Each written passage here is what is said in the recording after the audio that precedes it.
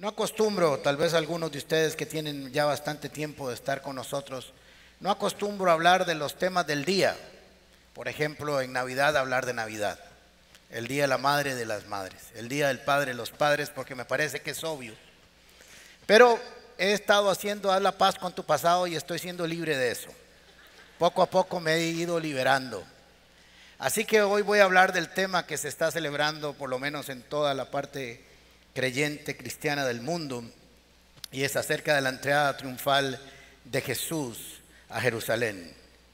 Este es un acontecimiento extraordinario en la vida del cristianismo. Ahora, todo lo que Jesús hizo es extraordinario porque marcó un cambio para la humanidad entera. De hecho, la historia se marca antes y después de Cristo. Así que lo que Jesús hizo marcó una pauta para unos solamente como historia, pero para otros en nuestro corazón habla de cambio de eternidad, cambio de un Dios, de un Mesías. Así que algunos dicen que se debería o se llama este día la entrada triunfal de Jesús a Jerusalén por la forma en que ingresa Jesús a Jerusalén por última vez. Pero otros creen que no se debería llamar así porque realmente fue un fracaso para la humanidad que fue incapaz de ver al Mesías frente a sus ojos. Indistintamente de cómo se llame o cómo le titulemos, lo importante es que Jesús hizo exactamente a lo que vino. Cumplió su propósito perfecto. Ahora, antes de leer el texto de hoy, quiero agregar algunos elementos importantes para entender la trascendencia y la grandeza de este acto. Hasta el milagro de los 5,000 o el milagro de alimentación de las 5,000 personas, los 4 evangelistas no han coincidido en sus relatos bíblicos. Ya sabemos que Mateo, Marcos y Lucas coinciden regularmente, se llaman evangelios sinópticos o paralelos o similares. Pero en la narración de esta entrada triunfal, los 4 vuelven a reunirse.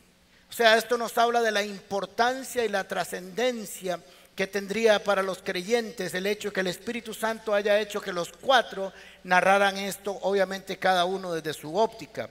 Tiene un significado no solo de un acontecimiento real y verdadero que sucedió en la historia de la humanidad, del cristianismo, de Jerusalén y de Jesús en su vida, sino que este acontecimiento estaba ya profetizado unos 500 años antes, como muchas otras cosas que sucedieron en la vida de Jesús. A ver, voy a aclarar, como todo lo que sucedió en la vida de Jesús. Pero hay algunos acontecimientos específicos que la Biblia dice, y esto sucedió para que se cumplieran las Escrituras, para que hubiera una exacta coincidencia entre la historia y la profecía, entre la profecía y lo que Dios quería manifestarle al hombre. Y esta entrada triunfal es un acontecimiento que aparece en Zacarías capítulo 9, versículo 9, acerca de la entrada de Jesús, del Mesías a Jerusalén. Así que hay un significado profético y esto comienza a suceder 5 días antes de que Jesús muera. Jesús sabe que va a entrar por última vez a Jerusalén y que no va a salir como entró, va a salir glorificado, pero van a ser 5 días de angustia, de gloria, pero de angustia también. Así que Jesús, hace unos 2017 años, un día como hoy, la noche anterior, ayer sábado, Jesús estuvo en la casa de Marta y María y Lázaro. Le habían celebrado una cena en su honor y María había sacado un frasco de perfume de nardo, lo había quebrado, lo había derramado en los pies de Jesús, había llorado sobre él, se lo habían limpiado con sus cabellos y algunos criticaron, dijeron, esto ella lo ha hecho para mi sepultura. Jesús sabía que estaba listo, que al día siguiente o un día como hoy, él entraría de una manera especial como ningún hombre había entrado nunca a Jerusalén. De la manera, no solo posiblemente David y otros reyes habían entrado con pompa, pero este rey sería diferente. Este rey traería una visión diferente de los Mesías, de los reyes. Sería un rey diferente a los que la humanidad había conocido. Dice el historiador Josefo que en Jerusalén vivían unas 2,000 250,000 personas más o menos, pero que para esta época habían unos 3 millones de personas porque estaban por celebrarse la Pascua. Así que todos los hombres mayores tenían que acudir a Jerusalén a rendir esta fiesta, celebrarla, al menos los que estuvieran a 35 kilómetros alrededor de Jerusalén. Así que hay mucha gente. Hay gente que ha venido a adorar al Señor, ha venido a celebrar la Pascua, ha venido a ofrecer sus sacrificios de adoración y a recordar lo que el Cordero Pascual había significado en la salida de Egipto.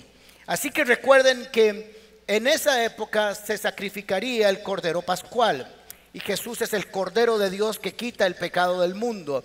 Así que el Cordero en un día como hoy entraría caminando o al menos en un asno a Jerusalén. Jesús planificó su entrada, o al menos su Padre planificó su entrada para este día. No es un acontecimiento accidental. Es totalmente deliberado, profetizado, organizado y estructurado en la vida de Dios para nosotros, para nuestra salvación, para nuestra redención. Ahora, ¿por qué Jesús entra así? Pues nos preguntamos alguno. ¿Por qué Jesús hace esta entrada? Primero, porque Él necesitaba que se cumpliera lo que la Biblia había dicho de Él. Así que Jesús aprovecha en esta ocasión que está celebrándose la Pascua, que Él tiene que morir en la Pascua, pero tiene que provocar que lo maten. O sea que Jesús dice, yo debo entrar ahí, el cumplimiento de Zacarías y otras profecías, pero necesito provocar algo en el Sanedrín. Así que hasta ahora, y tome nota usted, hasta ahora nunca Jesús había dejado que lo proclamaran rey. Nunca había dejado que dijeran que era el rey de los judíos. Nunca se había proclamado rey de los judíos. Nunca se había autoproclamado Mesías. De hecho, en alguna ocasión o en 2 ocasiones quisieron nombrarlo rey y él huyó por la izquierda. Así que hasta ahora Jesús no ha dejado, porque posiblemente en el preconocimiento de él sabía que a la hora de ser declarado rey, o por lo menos ser proclamado rey, lo iban a querer matar.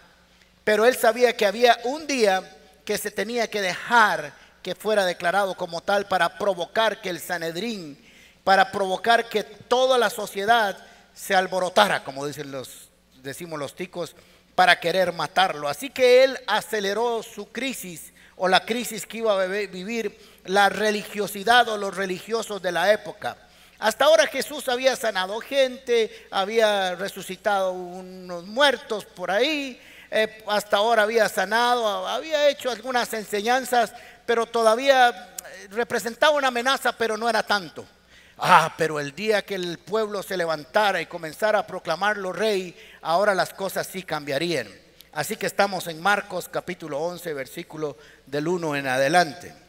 Ya conocemos el contexto de lo que está pasando en la mente del Padre y con Jesús, y lo que va a suceder es algo que Dios quería que pasara. Era necesario que pasara, porque así se cumpliría el propósito profético. Cuando se acercaron a Jerusalén y llegaron a Betfagé y a Betania, junto al monte de los olivos, Jesús envió a 2 de sus discípulos con este encargo: vayan a la aldea que tienen enfrente, tan pronto como entren en ella encontrarán atado un burrito.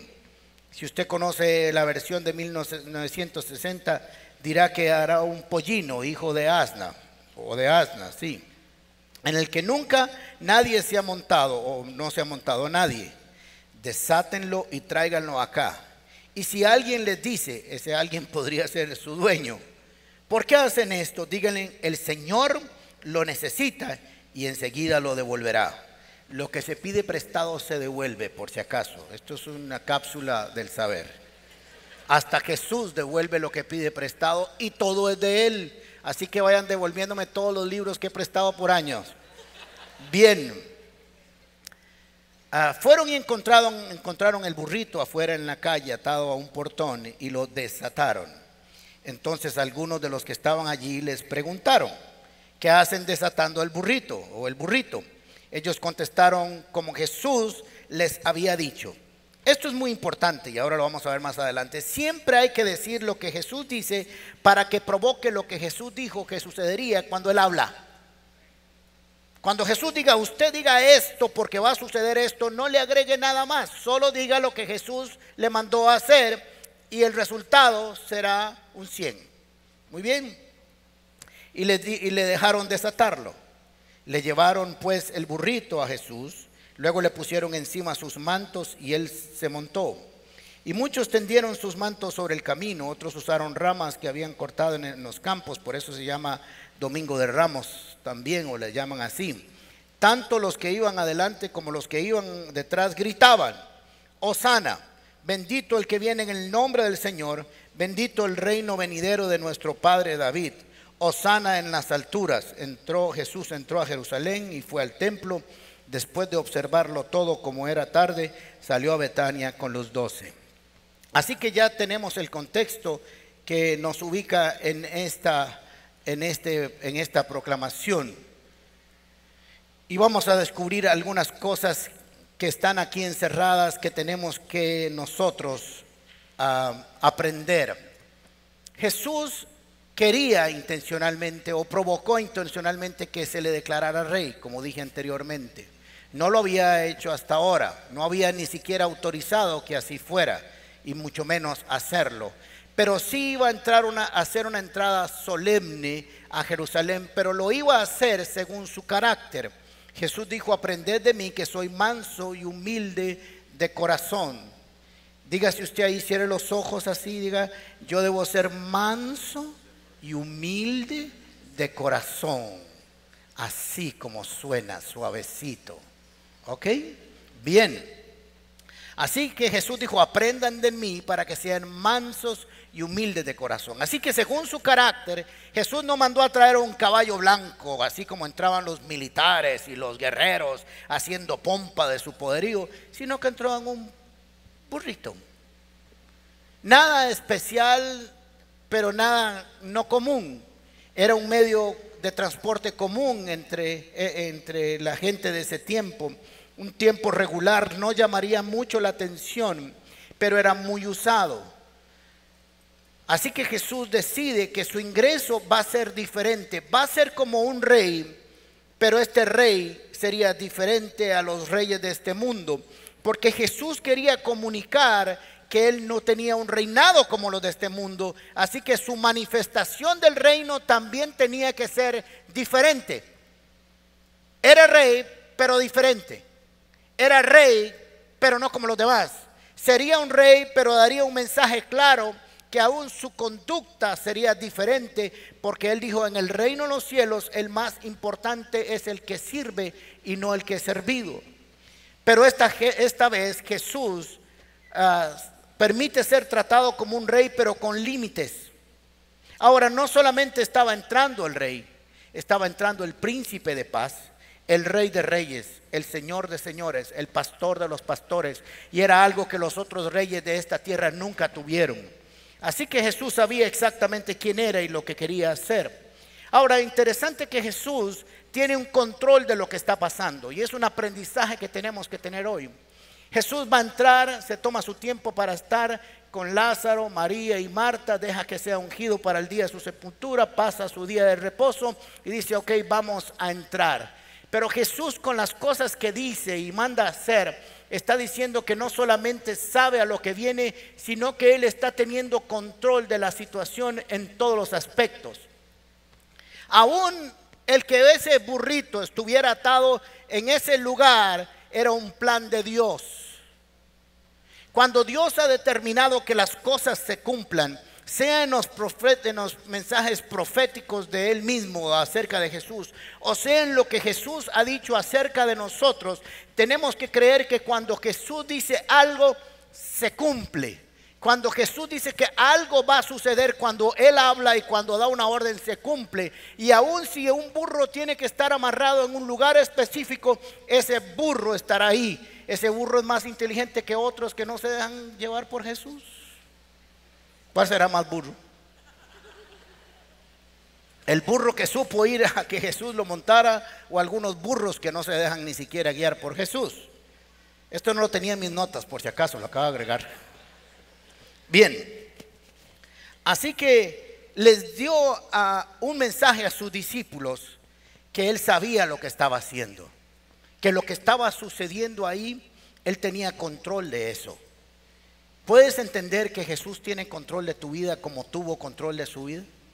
Logramos entender eso en nuestras vidas, que cuando Jesús dice algo se cumple, que cuando nos da una orden nosotros solo obedecemos. ¿Se imagina usted? Aquí en la comunidad no hay ninguno de esos, es un ejemplo de otra iglesia, pero aquí no.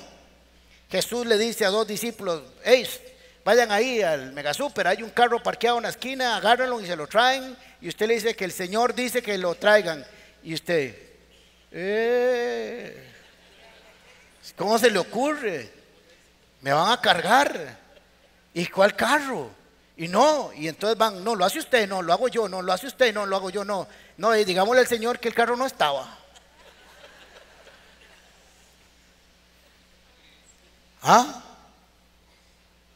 Cuando el Señor habla, sus discípulos obedecen, aún cosas que parecen extrañas.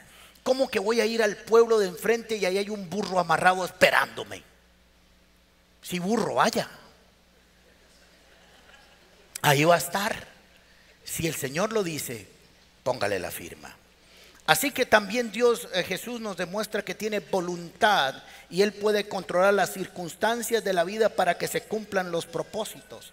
Cuando usted no entienda por qué algunas cosas y cómo van a suceder, usted y yo tenemos que creer que van a suceder si Dios lo dijo, y todo se alineará. Un dueño, un burro, un asna, una cría, todos los que le van a preguntar. Imagínense que dice, el Señor dice que lo usemos.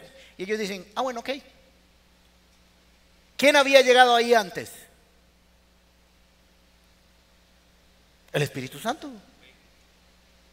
Ya el Señor les había tocado el corazón. También habló de honestidad y le dijo, van a traer el burrito, como dije antes, pero lo van a devolver. Ahora, aquí hay un elemento muy importante que nosotros tenemos que aprender en este proceso. Y es que aún las cosas más pequeñas en el reino de los cielos, en las manos del Mesías, se vuelven extraordinarias. ¿Quién diría que un asnito chiquitito, burrito, podría portar en sus lomos al Rey del universo? Yo no conozco el nombre de ese burro, no sé cómo se llamaba, el burrito sabanero seguro. No sé si los burros van al cielo, pero este burro debería ir. Este burro se dejó usar por el Señor. Seguro se reunió con el burro que habló en el Antiguo Testamento, Balaam, y los dos están juntos en el mismo establo, seguro. No sabemos. Hay cosas que parecen pequeñas, pero no sabemos lo que pueden producir en manos de Dios. El dueño de este burrito nunca pensó que portaría al Rey y al Mesías. Usted nunca sabe lo que va a suceder con lo que Dios ha puesto en sus manos hasta el día que el Señor se lo pida y usted lo ponga a su servicio. Por eso no le niegue nada al Señor nunca.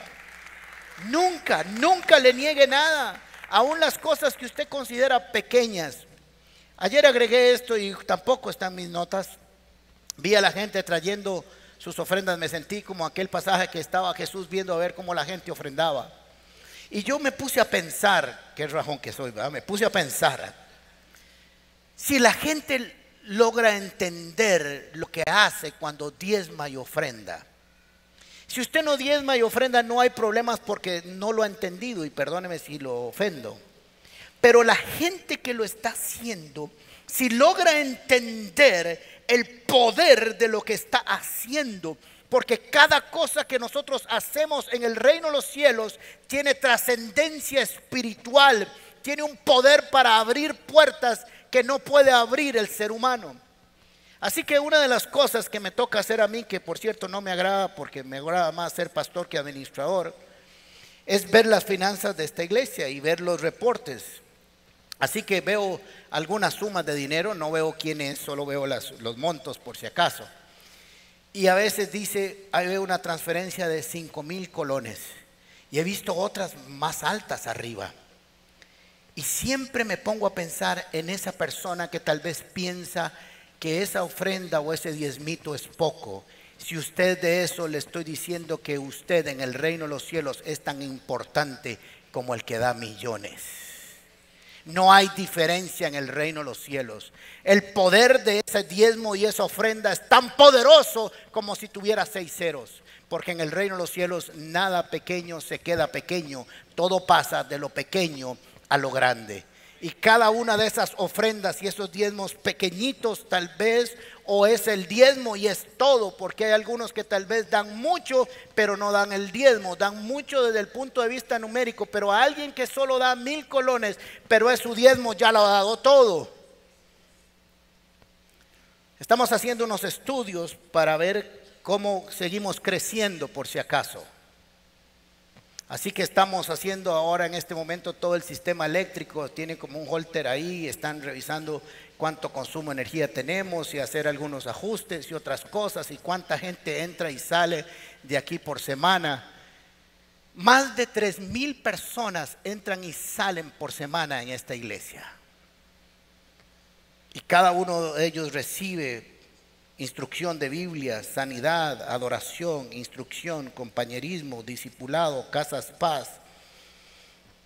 Haz la paz con tu pasado, con el presente, con el intermedio. Las 3 divinas. Todos reciben, y quiero que sepa usted que con sus 1000 colones, usted está haciendo que mucha gente de esta conozca al Señor y crezca en su espiritualidad. Muy importante eso.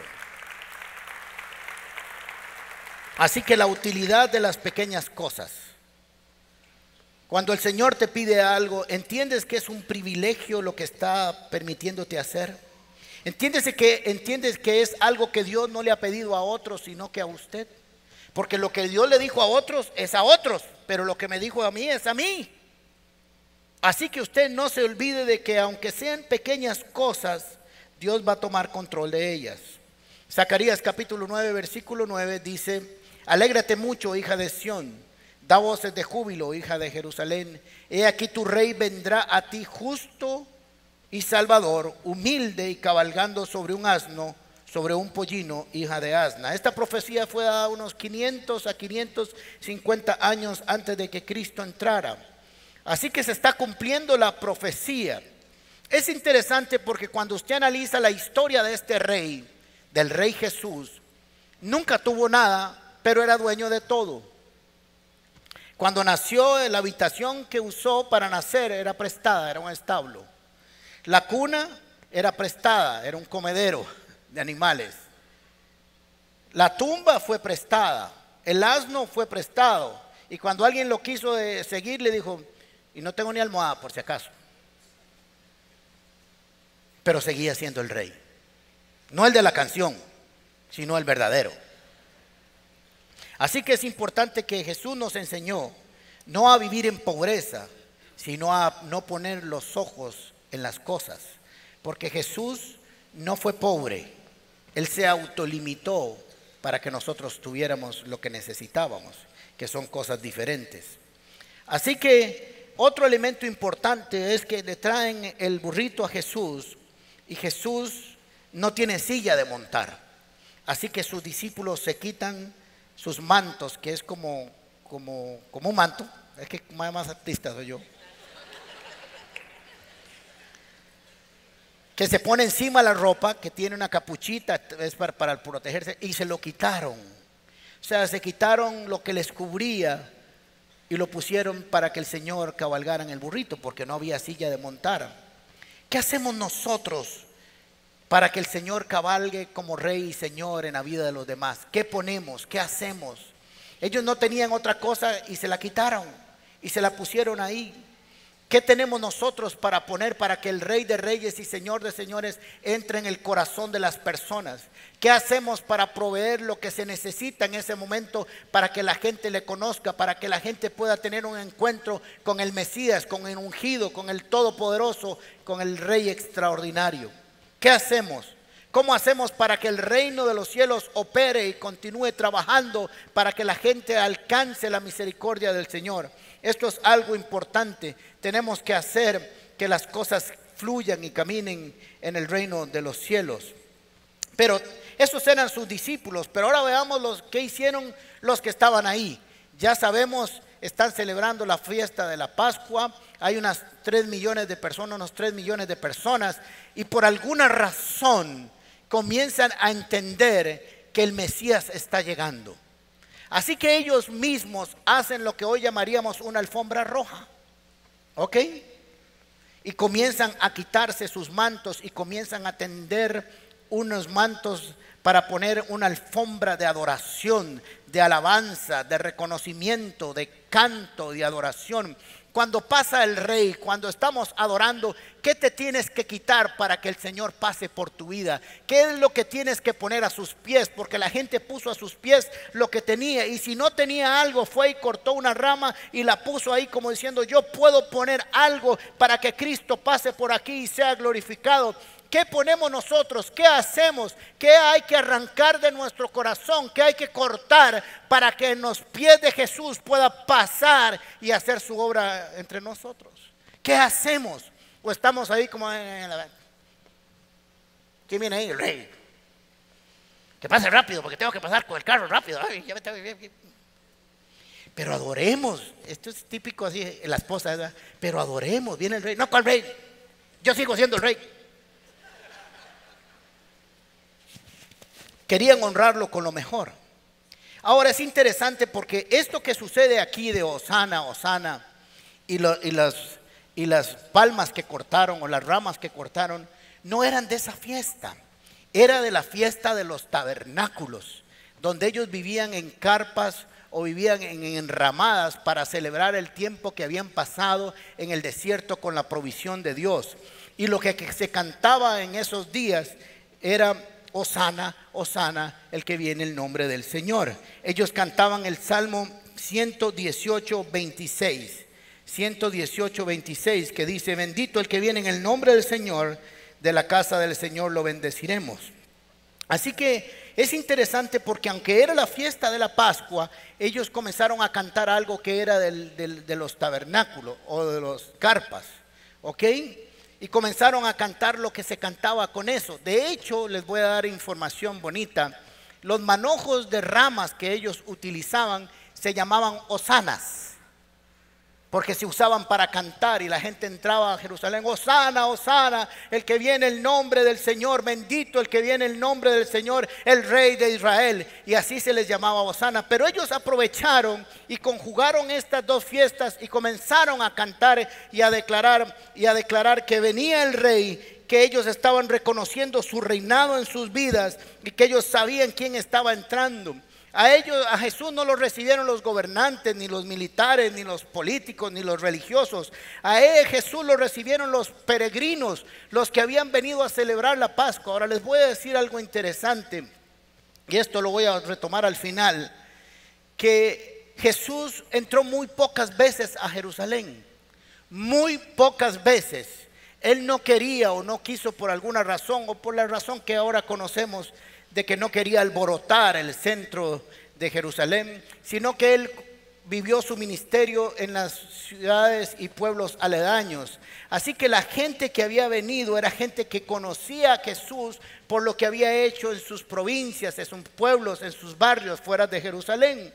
Así que gritaban Hosana, que significa en hebreo salva ahora. Era una señal de gozo, de libertad y de victoria. Estaban reconociendo que ese era el Rey, que había empezado su reino mesiánico. Era el Rey que ellos habían esperado por años. Era el Rey de las profecías. Era el Rey que traía libertad, liberación de la opresión romana. El problema es que el Rey que estaba entrando no era un rey militar, era un rey de paz.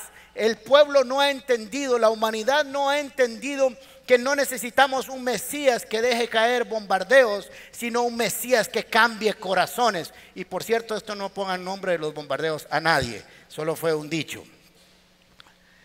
Ellos estaban gritando: queremos que tu reino mesiánico sea exitoso, sálvanos, Hosana, salva ahora, Señor Todopoderoso, cumple tus promesas, necesitamos una liberación, eran lo que estaban diciendo.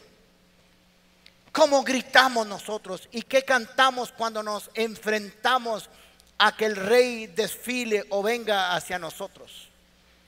Oramos para que realmente su gobierno mesiánico se cumpla en cada uno de nosotros. Oramos y le decimos: Hosana, Señor, bendito que vienes a mi corazón, bendito seas tú que vienes a reinar. Cumple tu propósito mesiánico en mí para que yo además pueda contarle a otros y tu reino se extienda a los demás. Hosana, Señor, sálvame, te necesito. El mundo necesita un Mesías y nosotros necesitamos un Mesías. Así que ellos estaban yendo a las promesas de todo el Antiguo Testamento acerca de que un nuevo Mesías, el reinado de David, sería restaurado otra vez para gobernar, para quitar la opresión y traer confianza al pueblo. ¿Qué hacemos nosotros para que la gente pueda encontrarse con el Mesías? ¿Qué ponemos? ¿Qué tendemos en el camino? ¿Qué estamos haciendo para que venga a gobernar a nuestras vidas? ¿Ha tenido Jesús una entrada triunfal en tu corazón? ¿O solo estás a la orilla del camino todavía? Lo estás viendo, has oído de él. Tal vez preguntas como otros en Jerusalén: ¿y quién es este? ¿Quién es? Había unos que decían: sí, este es el profeta, es el Mesías, el Jesús de Nazaret. Ellos, algunos sí lo conocían, pero otros no tenían información, aunque estaban muy cerca de él. Hay gente que está cerca de Jesús, pero solo para preguntar quién es. Y hay otros que saben claramente quién es, porque ahora es su rey. Le estaban diciendo: venga a tu reino y hágase tu voluntad. Pero lo más hermoso de esto es que Jesús tendría que cumplir una promesa de rey en el pueblo hebreo. Pero a nosotros Jesús nos dice: yo soy tu esposo, soy tu pastor, soy tu consejero, soy tu maestro. Yo no soy el rey, aunque sí lo es, pero usted no necesita un rey, usted necesita un pastor que cuide tu vida. Israel en su promesa necesitaba un rey, y nosotros también necesitamos un rey, pero nosotros necesitamos alguien que vaya más allá de gobernarnos. Es alguien que no, además de gobernarnos, nos cuide, nos proteja y nos guíe.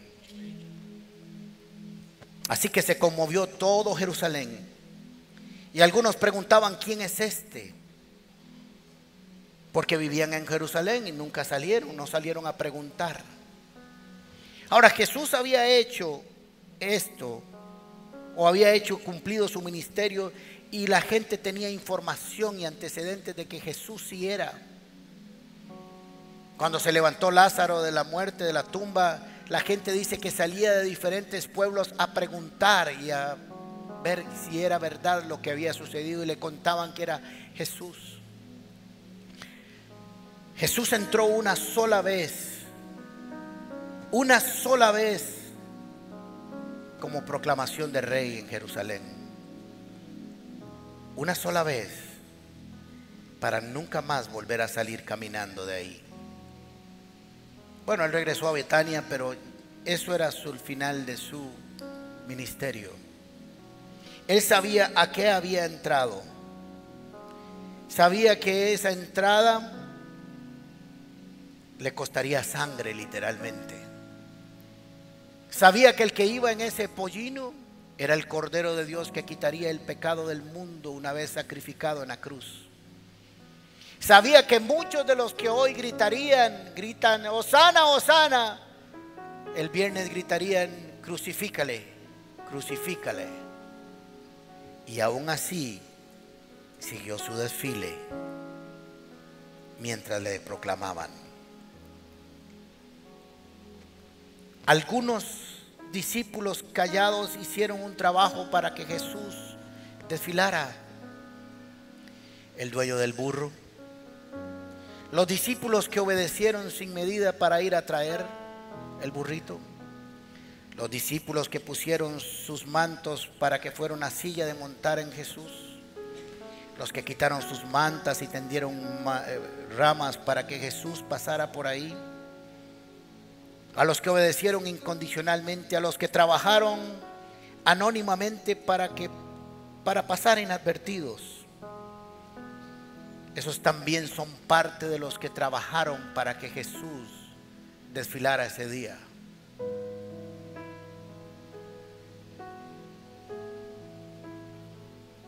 ¿Quién es este Jesús? La pregunta es para usted y para mí hoy es: ¿quién es para ti Jesús? ¿Qué significa? ¿Qué ha hecho? ¿Qué conoces de Él? Y si le conoces, ¿qué estás haciendo para que otros le conozcan?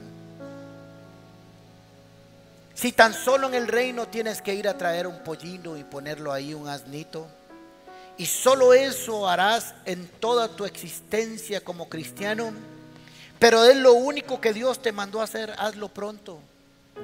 Y no es que tiene que ir a traer el esposo, eso es otra cosa.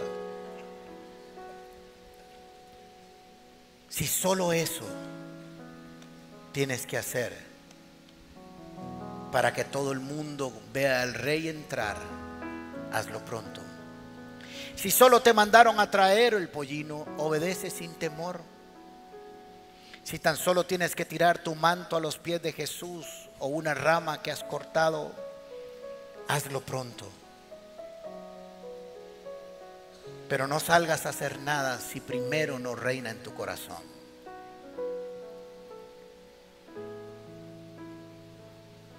Dice las Escrituras que hubo muchas reacciones: sorpresas, expectativas, burlas, desprecio, indignación, pero también reconocimiento de quién era Él. Jesús entró en un pollino para decir que su reinado no sería como los otros reyes, que Él nunca se apropiaría de cosas que no le pertenecen, que Él nunca le haría daño a sus súbditos, que en lugar de pedirle a sus súbditos que murieran por Él, Él murió por sus súbditos. Era un rey diferente y sigue siendo un rey diferente. Cierra tus ojos un momento.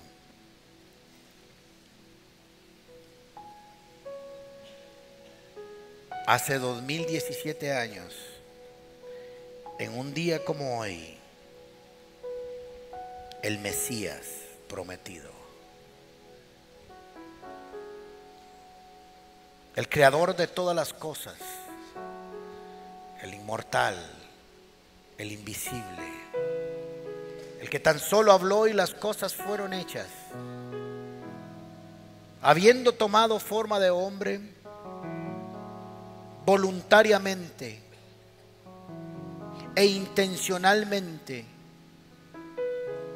hizo su última entrada como rey para morir como un cordero, con un solo propósito: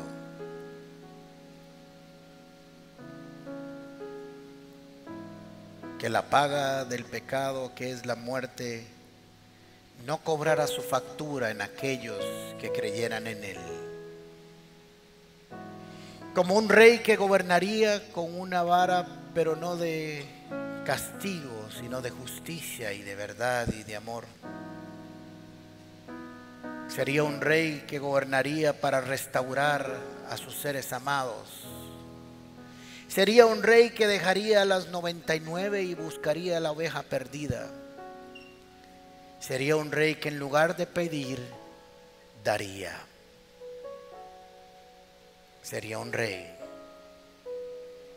que estando en la cruz, en lugar de pedir juicio, le pidió a su Padre que los perdonara porque no sabían lo que hacían.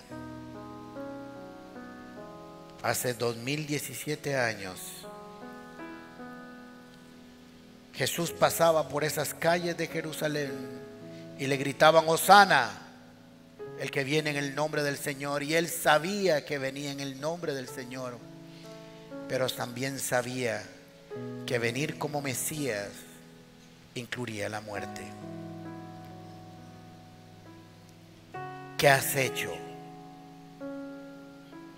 con ese rey en tu vida? ¿Qué le has dejado hacer? ¿Hasta dónde gobierna? ¿Hasta dónde le has conocido? ¿Hasta dónde lo has dejado? ¿Hasta dónde has orado? Venga tu reino, oh Dios, y hágase tu perfecta voluntad aquí en mi vida, en la tierra, así como se hace en el cielo. ¿Hasta dónde? ¿Hasta dónde solo te quedaste a la orilla del camino para verlo pasar? O si has quitado lo más precioso que tenías en tu vida y lo has puesto a los pies de Jesús para que camine y transite sobre ello. Hoy es un día para reflexionar. No si Jesús te ha escuchado en sus oraciones, sino si lo has dejado llegar hasta tu corazón. Tómate un tiempo y dígale al Espíritu Santo: ¿a qué me has traído hoy? ¿Qué necesitaba conocer y entender? ¿Qué necesitaba aprender hoy? Porque yo te digo hoy, para mi corazón, oh sana, oh sálvame, oh Dios, porque yo sí necesito un Salvador. Necesito un rey que gobierne mi vida, que tome posesión de todo lo que soy y lo que puedo ser, que ejerza su extraordinario gobierno de amor y misericordia y dulzura. Que tú seas mi pastor, mi consejero, mi auxilio, mi médico divino, mi proveedor. Deje que el Espíritu de Dios le hable y que en esta mañana te diga qué es lo que tienes que poner a los pies del Maestro.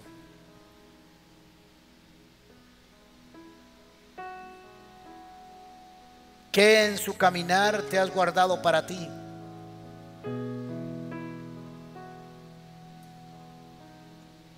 Porque hoy es una mañana para que cuando pase enfrente tuyo, lo pongas a sus pies y le grites: bendito el que viene en el nombre del Señor, oh Reina Maestro, oh Reina Mesías, sobre mi vida.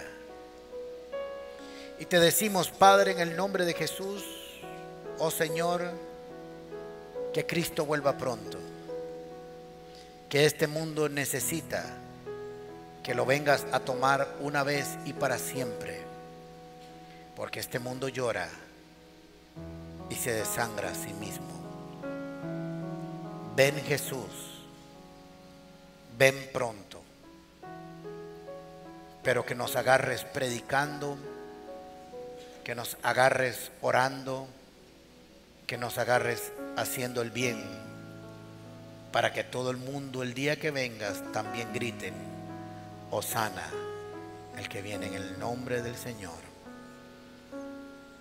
Que la gracia del Señor Jesucristo y el poder de su reinado se manifieste sobre cada uno de nosotros, no solo hoy, sino todos los días de su vida, en el nombre de Jesús. Amén y amén.